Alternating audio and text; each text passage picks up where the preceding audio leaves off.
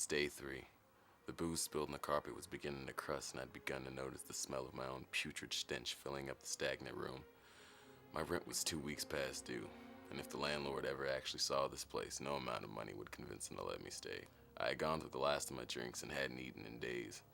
Unless I was gonna die here, I needed to get ready for work, which started in, 5 minutes. I took the train every day from the slums to the suburbs, from one sip of one vein, through the heart, and to the gushing end of the artery. I worked as a cafeteria chef at one of the middle schools. I didn't make the food, I just deep fried it. Every day it was the same package in different shades of brown. Bean pork stew, creamy chicken curry, hot dog double broiled bullshit. If I was actually starving, I'd rather eat my own flesh than any of the crap I served up to the future doctors, lawyers, and politicians. The administration paid me at the end of every day under the table. I made less than $2 on the minimum wage, but didn't complain. They let me smoke where I worked, and no one was breathing down my neck with sanitation codes. They were also pretty slack about my work schedule, but sometimes I did manage to push it. Why the fuck do I keep you employed here? What kind of rock must I have up my ass? Shit, I couldn't get more complaints. One more time and I'll have your head on a platter. Get the fuck out of here. I lived in an age beyond my own. If I'd been born back when success was eating enough to live and not getting burned for witchcraft, I could have thrived. This world was too grand for me, too shiny, but really, just eye candy.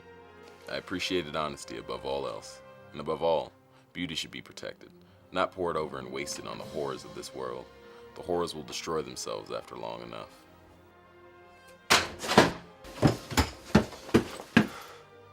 You gotta hide me, man. Sorry to bother you, sir, but have you seen this guy? Yeah, he lives downstairs. Think we didn't knew that asshole? Have you seen him recently? Not for a couple of days. Well, if you see or hear anything, you should give me a call. And watch out, he's a known killer. Oh, thank you so much. Jesus Christ, that could have been bad for me. I mean, really bad. Let me tell you though, you helped out the right criminal. Keep this on the DL, but I got a project in the works that, once I get up and running, is going to start generating some serious cash flow. I listened to the man all night. He explained that over the last few years, he had been developing a cloning process in which the subjects grew at unbelievable rates.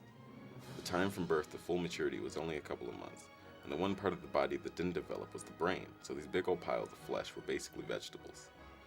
Now, it was common knowledge that there was a massive underground black market that dealt in everything from heavy weaponry to kidneys, and the only people getting pinned were the ones moving the merchandise, not the suppliers. Do you know what one kidney goes for on the streets? $10,000. A liver? $15,000. A heart? $36,000. Now all I need is a patient zero, someone to take the DNA from. I would do it myself, but my genetics are fucked.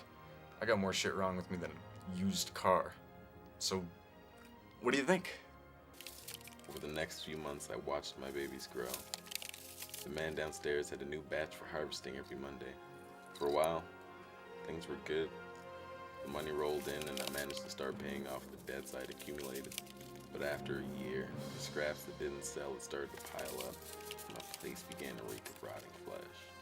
No, no, no. Can you imagine if someone found the body of a guy who wasn't dead yet? Not to mention more than one.